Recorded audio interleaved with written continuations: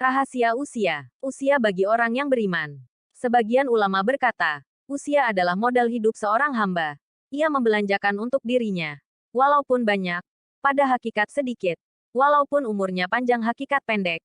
Cita-cita manusia terputus dengan kematiannya. Dari sinilah Islam menganjurkan kita agar segera beramal solih dan tidak boleh menyia-nyiakan waktu tanpa ada manfaat untuk akhiratnya walaupun hanya sebentar. Fatwa Ulama Azhar, 10/331.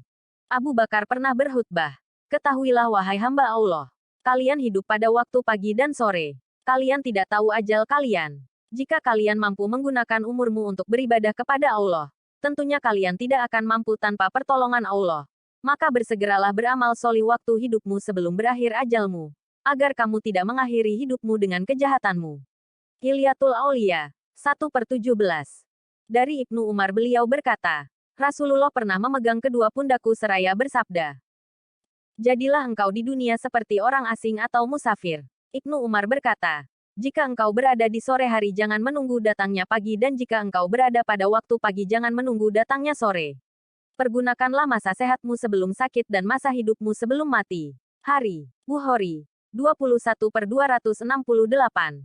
Syekh Sholih bin Abdul Aziz Al-Syaikh berkata, jika manusia mau memahami hadis ini maka di dalamnya terkandung wasiat penting yang sesuai dengan realita.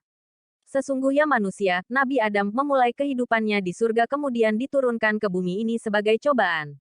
Maka manusia adalah seperti orang asing atau musafir dalam kehidupannya. Kedatangan manusia di dunia, sebagai manusia, adalah seperti datangnya orang asing.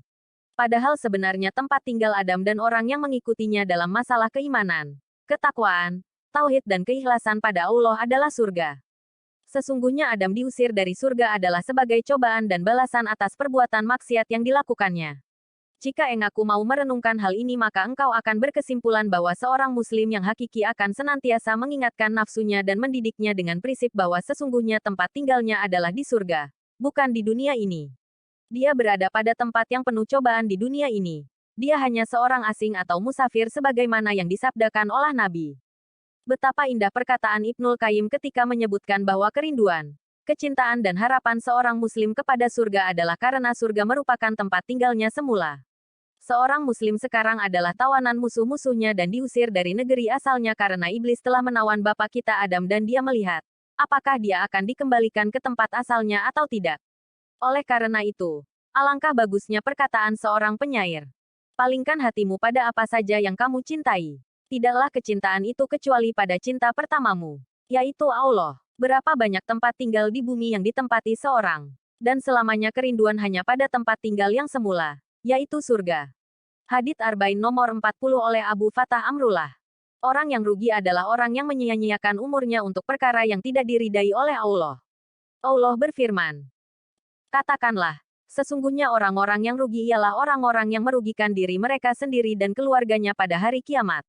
Ingatlah yang demikian itu adalah kerugian yang nyata. Garis bawah Quran Surat Az-Zumar 39:15. Syekh Ibnu Utsaimin berkata, dia merugikan dirinya sendiri, karena dia tidak bisa mengambil faedah sedikitpun dari umurnya. Dan rugi pula keluarganya walaupun mereka orang yang beriman. Mereka di surga, tetapi tidak bisa bersenang-senang dengan mereka di akhirat apabila mereka masuk di neraka. Majmu, Fatawa wa Rasail Ibn Utsaimin, 9/95. Semoga bermanfaat. Ditulis oleh Garis Bawah Ustadz Aunur.